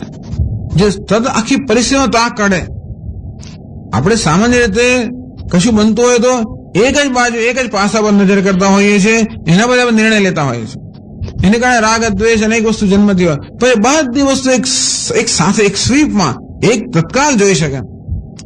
અને તેથી કોઈ વસ્તુથી એ પ્રભાવિત ન થાય, મોહિત નથી જાય. આ માણસ આમ વર્તન કરે છે એની પાછું તરત કારણ સમજી જાય. આપણે કોઈ આપણી સાથે એવું વર્તન કરે, સભ્ય વર્તન, ગુસ્સે થઈ જાય. આપણે ના ગમે ગુસ્સે થઈ જાય. આ તરત જો કે નહીં અહીં પાછળ કંઈક બીજું કારણ છે, આ માણસ કંઈક દુઃખ છે, એને બીજી કોઈ વસ્તુ પીડા પાડી રહી છે, અને માટે તરત એ માણસ સ્વસ્થતા જાળવી શકે, કારણ કે બધું આર પાર જોઈ શકે. અને તો આ બધાને શું કહેવાય? અસમોહ. અને તો જ આપણામાં ક્ષમા, સત્ય, આ બધા જે ગુણ છે એ ક્યારે કેળવી શકીએ? આ પ્રકારની માનસિક સ્થિતિ ભગવાન કહે છે, આગળ કહે છે ક્ષમા.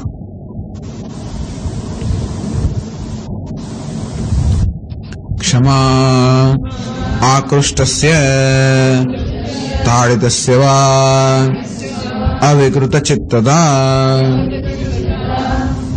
ક્ષમા અવિકૃત ચિત્તતા, ચિત્તમાં વિકાર ન જન્મવો નામ ક્ષમા. કયા પ્રકારનો વિકાર?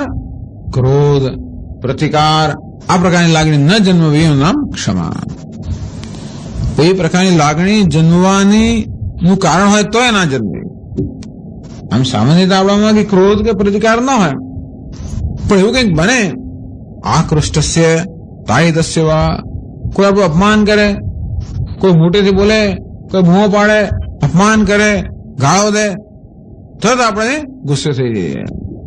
આપણા મનમાં વિકાર જાગૃત થાય, ક્યાં તો ક્રોધમાં પ્રતિકાર આપણે કરવા માંગીએ, તરત આપણે આમ તરત હાથ ઊંચો થઈએ, તરત કંઈક મોંમાંથી નીકળી પડે, અને શું કહેવાય? પ્રતિકાર. એ કેમ થયો? કારણ કે એને જે વર્તન કર્યું તરત જ એને મારું મન પ્રભાવિત થયું, અંદરથી મારા મનની સ્વસ્થતા હું જાળવી શક્યો નહીં. એથી ખરાબ તાળીત સેવા. ક્ષમાનો કેટલો મોટી અપેક્ષા રાખે છે. તાળીત કોઈ આપણને પ્રહાર કરે, શારીરિક ઈજા પહોંચાડે, અને તો પણ મનની અંદર ક્ષમા હોય, અર્થાત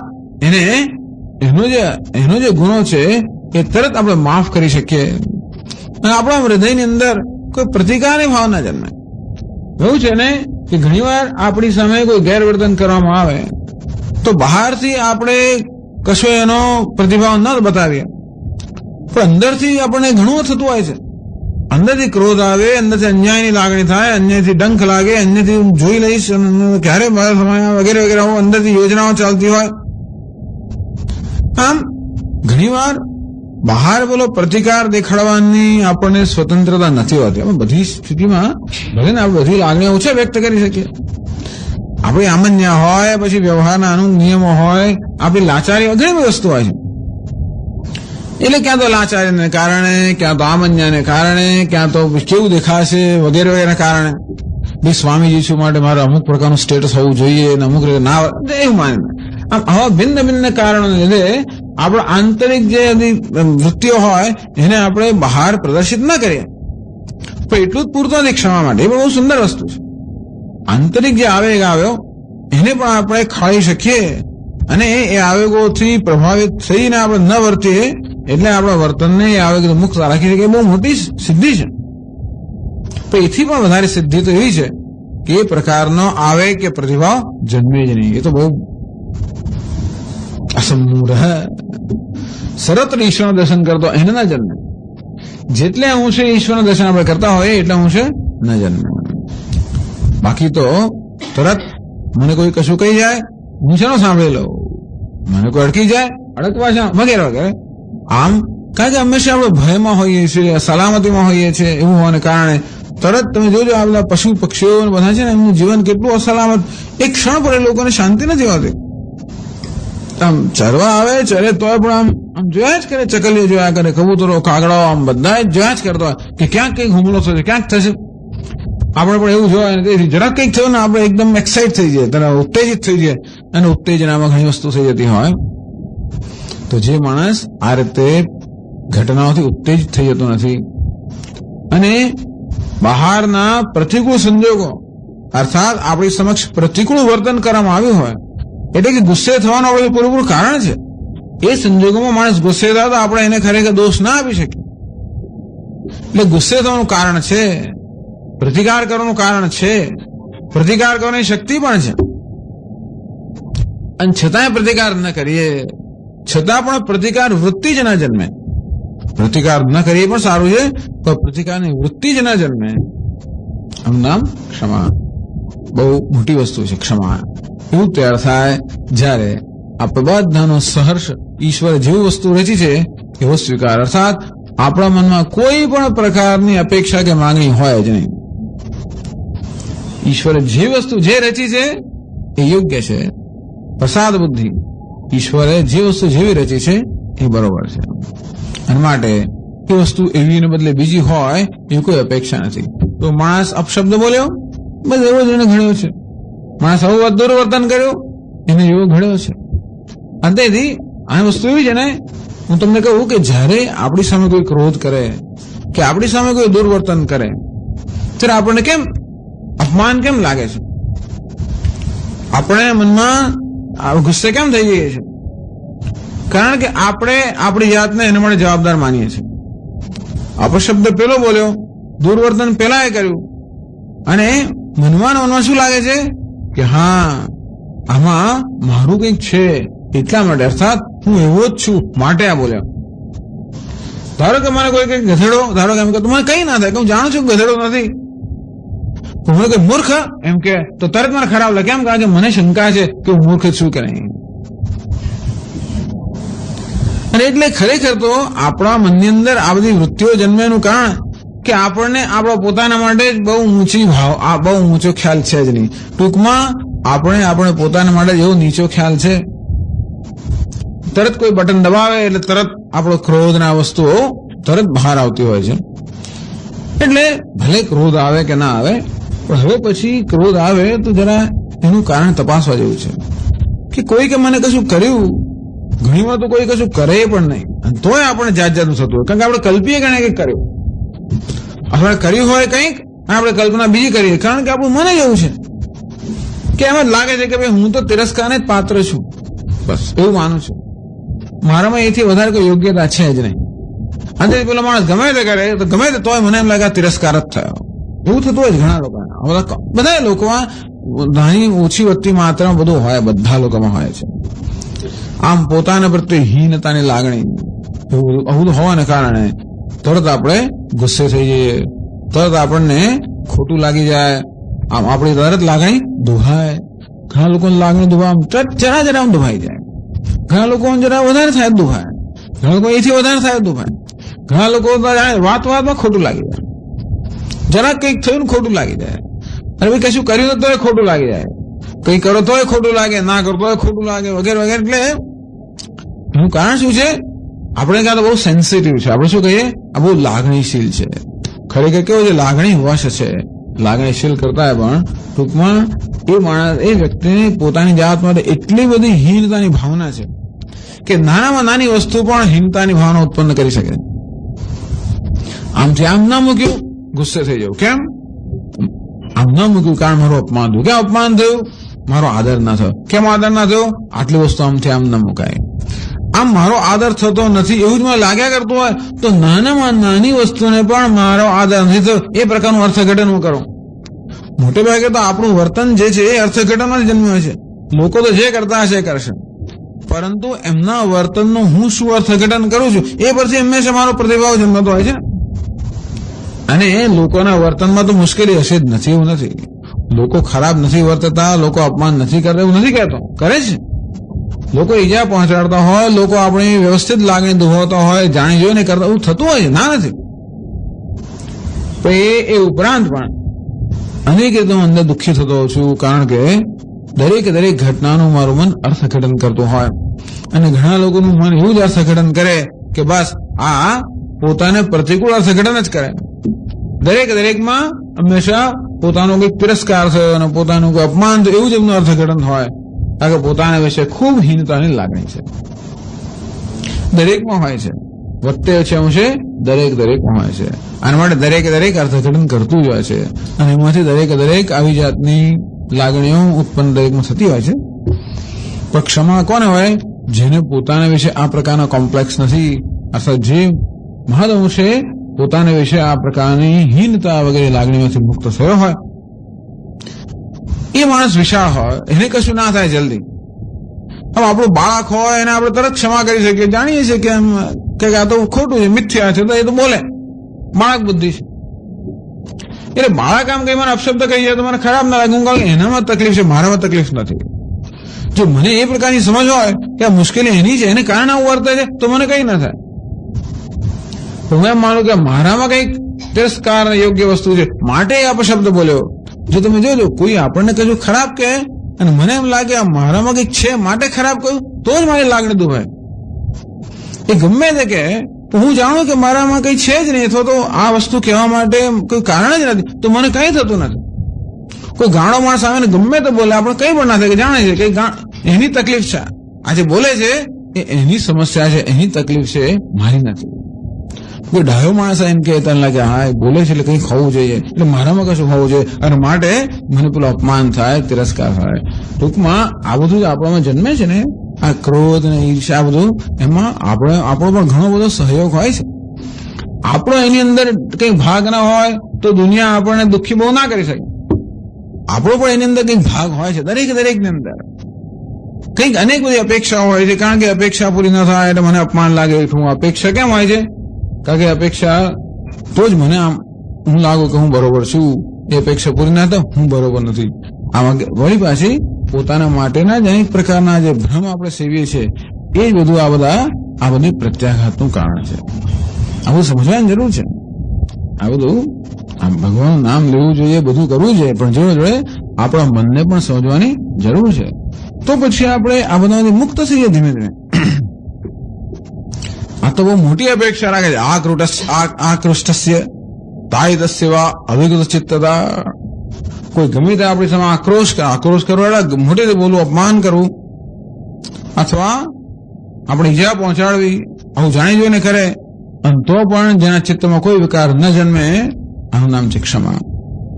આવું કદાચ હોય આપણામાં તો આ પણ કોને કારણે છે? ઈશ્વરને કારણે. આ પણ ભગવાન ક્ષમા એ પણ ઈશ્વરને કારણે છે. શરૂઆતની આ પહેલી લાઈનમાં છે ને, ભગવાન એવી વસ્તુ કે જે આપણે કેળવવી જોઈએ. અને તેથી કારણ કે આ મુમુક્ષુ કેળવવા યોગ્ય વૃત્તિ હોવાને કારણે ભગવાન પહેલી પંક્તિમાં એમનો ઉલ્લેખ કરે છે.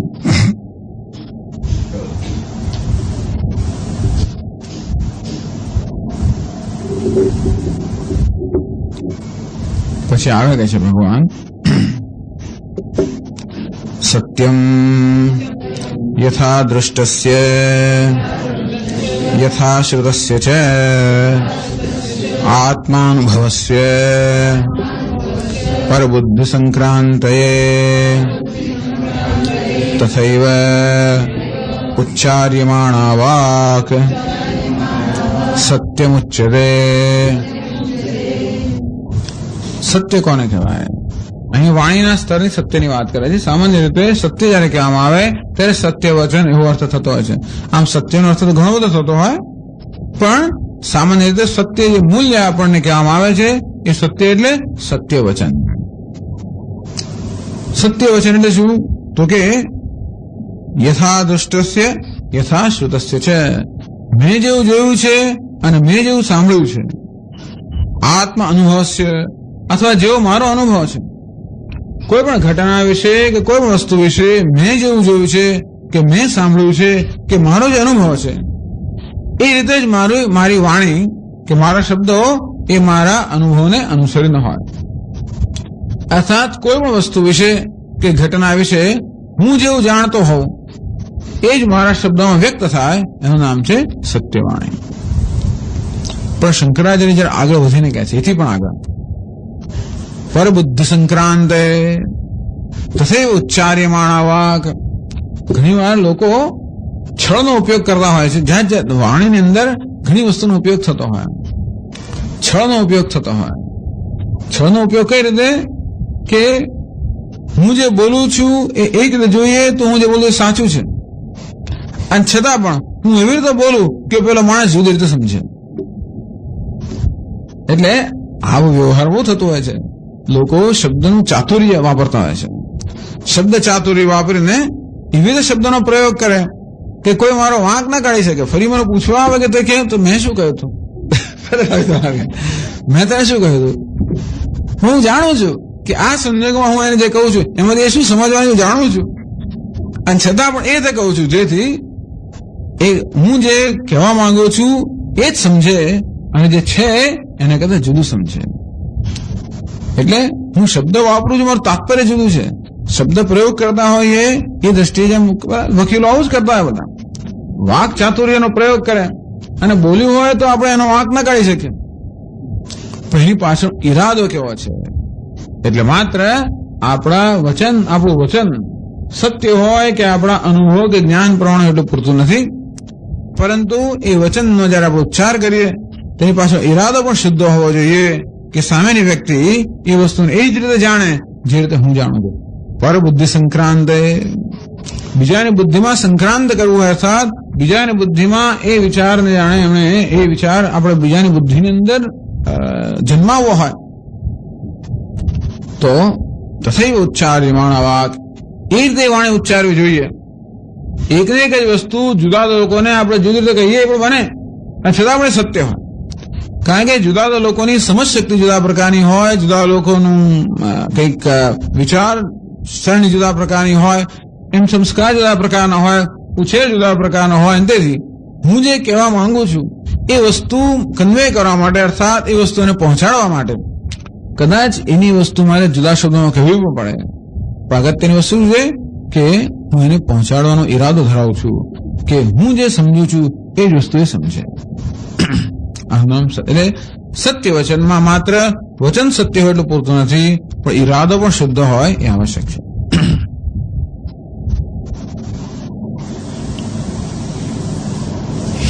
સત્ય બોલવું એવું લખી આપ્યું નથી. આપણો ધર્મ શું છે? અસત્ય ન બોલવું. બસ સત્ય ન બોલો તો વાંધો નથી. દરેક સંજોગોમાં સત્ય બોલવું એવું લખી આપ્યું નથી. એમ કરવાથી કે નુકસાન થતું હોય અથવા સત્ય બોલવાથી કે હિત ન સધાતું હોય તો બોલવાની જરૂર નથી. સત્ય બોલો અહિત થતું હોય તો ન બોલવું જોઈએ. આ બધા ધર્મનો છેવટનો હેતુ એક જ છે. આ બધા મૂલ્યોનો છેવટનો હેતુ એ છે કે એનાથી હિત થવું જોઈએ. મૂલ્યોના પાલનની પ્રક્રિયામાં જ આપણે હિત કરતા હોઈએ તો એ વસ્તુ એ સત્ય નથી. ઘણી વાર જાણી જોઈને આપણે સત્ય બોલીએ. કેમ? જેથી પેલો ઉઘાડો પડે એવું તો ખાય. જો મેં તો સાચું કહ્યું પણ કહેવાની જરૂર શું હતી? તેથી એ સાચું બોલવાની પ્રક્રિયાની અંદર પણ કયો ઈરાદો છે? ઈરાદો શુદ્ધ હોવો જોઈએ, અર્થાત કોઈના હિતનો ઈરાદો હોવો જોઈએ. એક ઈરાદો એ છે કે જે વસ્તુ જેવી છે તેવી જ એને પહોંચે, અને બીજી વસ્તુ એ છે કે એ પ્રકારે કહેવાથી કંઈક હિત સધાતું હોય. તો સત્યમ બ્રુયાત હિતમ બ્રુયાત, પ્રિયમ બ્રુયાત હિતમ, પ્રિયમ બ્રુયાત હિતમ બ્રુયાત. આમ સત્ય બોલવું જોઈએ અને એના શબ્દો પણ બને ત્યાં સુધી મધુર હોવા જોઈએ અને જોડે જોડે એનાથી હિત સધાતો હોવું જોઈએ. એ પ્રકારે સત્યવાણી. અસત્ય બહુ બધી મોટી વસ્તુઓ છે, એ પણ કોને કારણે છે? ઈશ્વરને કારણે. સત્ય પણ હું છું, દરેકમાં છે. આ દરેકમાં આ બધા ગુણો છે, નથી એવું નથી. પણ આ બધા આપણા જે સ્વભાવમાં રહેલા ગુણો છે, ક્ષમા પણ આપણામાં છે, સત્ય પણ આપણામાં, બધું છે આપણામાં. પણ શા માટે આપણે ક્ષમા કે સત્ય કે આગળ અહિંસા આ બધા મૂલ્યો આપણામાં છે, શક્તિઓ પણ આપણામાં છે, અને છતાં પણ કેમ આપણે ઘણી વાર એ પ્રમાણે વર્તી શકતા નથી? એનું કારણ એ નથી કે આપણામાં સત્ય બોલવાની કે ક્ષમતા નથી, કે ક્ષમાની ક્ષમતા નથી, કે અહિંસાની ક્ષમતા નથી, એવું નથી. પણ બીજા બધા મૂલ્યો આપણો કબજો લઈ લે છે. કામ, ક્રોધ, લોભ, મદ, માત્સર્ય, મોહ, મદ માત્સર્ય, આ બધા જે બીજા જે વૃત્તિઓ છે, જે અસુરો છે, એ અસુરો જયારે જયારે આપણો કબજો લઈ લે ત્યારે આ દેવતાઓનો પરાજય થઈ જતો હોય છે. આપણે દૈવી વૃત્તિઓ આપણામાં છે ખરી, પણ આપણા ક્રોધને કારણે, લોભને કારણે, ભયને કારણે તમે જોજો જયારે આપણે જુઠ્ઠું બોલતા હોઈએ કે કોઈને ઈજા પહોંચાડતા હોઈએ, કોઈનું અપમાન કરતા હોઈએ, કશું આપણા મૂલ્યનો ભંગ કરતા હોય તો એની પાછળ ક્યાં તો કામ, ક્યાં તો ક્રોધ, ક્યાં તો લોભ, ક્યાં તો ભય, આમાંની જ કોઈ વસ્તુ હશે. એ કશું ના હોય તો આપણે સત્ય બોલવામાં કાંઈ મુશ્કેલી નથી, માફ કરવામાં કાંઈ મુશ્કેલી નથી, ક્ષમા કરવામાં મુશ્કેલી નથી. કોઈને પણ આપણે ઈજા ન પહોંચાડીએ. ખરેખર ઈજા પહોંચાડે છે માંથી આ કામ, ક્રોધ વગેરેમાંથી હિંસા થતી હોય છે. અને એટલે આ બધી વસ્તુ આપણામાં છે અને વારંવાર દેખા પણ દેતી હોય છે. એ પણ ઈશ્વરની વિભૂતિ છે. અને કદાચ કોઈ કારણસર આ વસ્તુ અવરુદ્ધ બની જાય, અવરોધ થઈ જાય, એનું કારણ છે કે બીજી વૃત્તિઓ એ ભગવાને જ આપેલી છે, પેલા આસુરી વૃત્તિઓ, પણ એને કારણે આ દૈવી વૃત્તિઓ બહાર અભિવ્યક્ત થઈ શકતી નથી. બુદ્ધિ જ્ઞાનમ અસમોહ ક્ષમા સત્યમ દમઃ શમઃ ભગવાને સમજાવે છે. આગળ કહે છે દમઃ બાહ્યેન્દ્રિય ઉપશમઃ શમઃ અંતઃકરણસ્ય. દમ, આમ દમ શબ્દનો અર્થ જાણે કે જરાક થોડોક શું કહેવાય, નકારાત્મક જેવો ના હોય એવું લાગે છે, દમન. પણ તો કે છે દમનની પણ જીવનમાં જરૂર છે. બાહ્યેન્દ્રિય ઉપશમઃ, આ બહારની ઇન્દ્રિયો છે, આપણી 5 જ્ઞાનેન્દ્રિયો અને 5 કર્મેન્દ્રિયો, એના પર સંયમ, એનું નામ છે દમઃ. સ્વવિષયેભ્ય નિવૃત્તિ, બાહ્યેન્દ્રિયાણામ સ્વવિષયેભ્ય નિવૃત્તિ. આમ બહારની ઇન્દ્રિયો જે છે એમને પોતાના વિષયમાં નિવૃત્ત કરવી, એનું નામ દમન. એટલે આપણી જીભ હોય એનો વિષય કયો છે સ્વાદ, એમને નિવૃત્ત કરવી. કાનનો વિષય કયો છે તો કે મધુર શબ્દ, એમને નિવૃત્ત કરવો. અર્થાત કાનની સ્વાભાવિક એવી વૃત્તિ છે કે જે કર્ણપ્રિય શબ્દો હોય એ શબ્દોનું શ્રવણ કરવાનો કાન સામાન્ય રીતે પ્રલોભાય તો દમન અર્થાત જો હું ઈચ્છતો હોઉં તો એવું કે જરૂર નથી કે આખો દાડો આપણી વૃત્તિઓને દાવ્યા જ કરે એવું નથી, પણ હું એમ માનતો હોઉં કે આ પ્રકારે ઇન્દ્રિયોના આ પ્રકારના ઉપભોગને કારણે કઈક પ્રકારનું મને નુકસાન થવાનું છે આધ્યાત્મિક દ્રષ્ટિએ. એમ માનતો હોય કે આધ્યાત્મિક દ્રષ્ટિએ આ પ્રકારના વિષયોના ઉપભોગને કારણે કોઈક રીતે મને નુકસાન છે તો એનો સંયમ. બાકી આપણા ધ્યેયની વિરુદ્ધ ન હોય, આપણા મૂલ્યોની વિરુદ્ધ ન હોય તો આનંદ કરવાનો જ છે બધી વસ્તુઓનો, પણ જયારે આપણા મૂલ્યની વિરુદ્ધની વસ્તુ હોય ત્યારે આપણે સંયમ દાખવી શકતા હોય. બસ એટલું જ. ટૂંકમાં દમન એટલે આત્મસંયમ પણ શેને કારણે છે? જેથી આપણા જે મૂલ્યો છે આપણે એ મૂલ્યનિષ્ઠ આપણું જીવન જીવી શકીએ. એટલે વાણીનું પણ દમન. મનમાં કે ક્રોધ આવ્યો, કંઈક બોલવા જઉં છું, વાણીને પોતાના વિષયમાંથી વાળી લેવી. શેમાંથી? આ પ્રકારના શબ્દોમાંથી. એનું નામ દમન. કેમ કે હું જાણું છું કે આ પ્રકારના શબ્દો ઉચ્ચારવા એ મને છાછતું નથી, એ મારા મૂલ્યને અનુરૂપ નથી. ભોજનનો આનંદ માણી શકું, પછી મારી જીભ કે ચાલો બે ચાર વધારે સમોસા સરસ થયા છે, ખબર છે મને કે પેટમાં શું થવાનું છે, અને છતાં પણ તે વખતે પેલા સ્વાદનું આકર્ષણ ન રોકી શકું. હું જાણું છું કે આ મારા સ્વાસ્થ્યને અનુરૂપ નથી વગેરે વગેરે. અને તે વખતે આત્મસંયમ. એવું નથી કે જીભને બિચારને ભૂખી જ રાખે, એવું નથી કે કાન ઇન્દ્રિયો ભૂખી રાખવાની જરૂર નથી, પરંતુ સ્વચ્છંદતામાંથી એમને નિવૃત્ત કરવાની જરૂર છે. આપણે જેટલું ઈચ્છતા હોઈએ એ વિવેકપૂર્વક આ ઇન્દ્રિયોના વિષયનો સંપર્ક થાય, એમાં વિવેક જળવાઈ રહે. અને તેથી જે કંઈ આત્મસંયમ થતો હોય એ આત્મસંયમનો આધાર ક્યાં છે? વિવેક પર છે.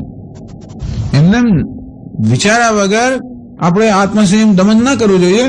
વિચારપૂર્વક વિવેકપૂર્વક આત્મસંયમ થાય, એનું નામ છે દમઃ. શમઃ અંતઃકરણસ્ય ઉપશમઃ. અને આપણા મનની શાંતિનું નામ છે શમઃ. મન અનેક પ્રકારના મનની શાંતિ. અશાંત મન ક્યારે થઈ જાય?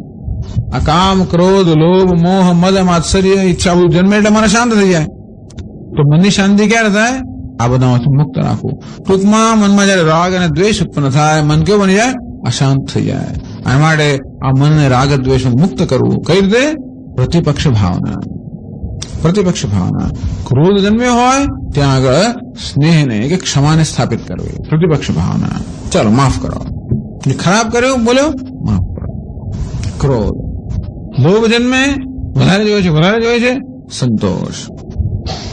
કામ જન્મે તો કે આત્મસંયમ. આ પ્રકારે જે વૃત્તિઓ જન્મતી હોય, જે આપણને શાંત કરતી હોય, એ ત્યાં પ્રતિપક્ષ ભાવના અર્થાત એની વિરુદ્ધની વૃત્તિઓ સ્થાપવી એ માર્ગ છે મનને શાંત કરવાનો. કોઈ ઈર્ષ્યા જન્મી તો કે એને આપણે અભિનંદન આપો. તો આ રીતે કરવાથી આ મનમાં આ બધી આપણા અશાંતિ જન્મવાની વૃત્તિઓ છે એને આપણે શાંત કરી શકીએ. આ છે શમઃ, એટલે કે મનની શમ અને શાંતિ. ચાલો આગળ આવતા ક્લાસમાં ચાલુ રાખશું. ઓમ પૂર્ણમદ પૂર્ણમિદં પૂર્ણાત પૂર્ણમુદચ્યતે પૂર્ણસ્ય પૂર્ણમાદાય પૂર્ણમેવાવશિષ્યતે. ઓમ શાંતિ શાંતિ શાંતિ. શંકરં શંકરાચાર્યં કેશવં બાદરાયણં સૂત્રભાષ્યકૃતૌ વંદે ભગવन्तૌ પુનઃ પુનઃ. ઈશ્વરો ગુરુરાત્મેતિ મૂર્તિભેદવિભાગિને વ્યોમવદ્વ્યાપ્તદેહાય દક્ષિણામૂર્તયે નમઃ. ઓમ શાંતિ શાંતિ શાંતિ. હરિ ઓમ શ્રી ગુરુભ્યો નમઃ. હરિ ઓમ.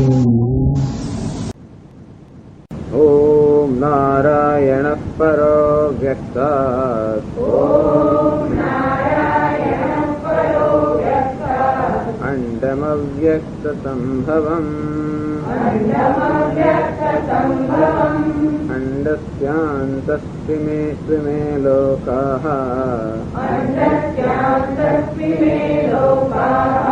सप्तद्वीपा च मेदिनी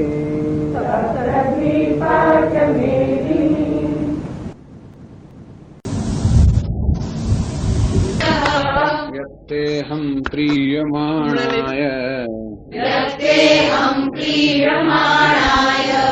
वक्ष्यामि हितकाम्यया न मे विदुःसुरगणाः प्रभवं न महर्षयः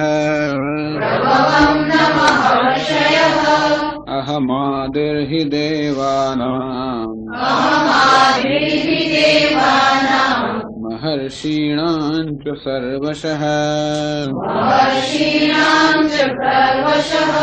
यो मामजमनादिं च वेत्ति लोकमहेश्वरम् असम्मूढः समर्थ्येषु सर्वपापैः प्रमुच्यते बुद्धिर्ज्ञानमसम्मोहः क्षमा सत्यं दमः शमः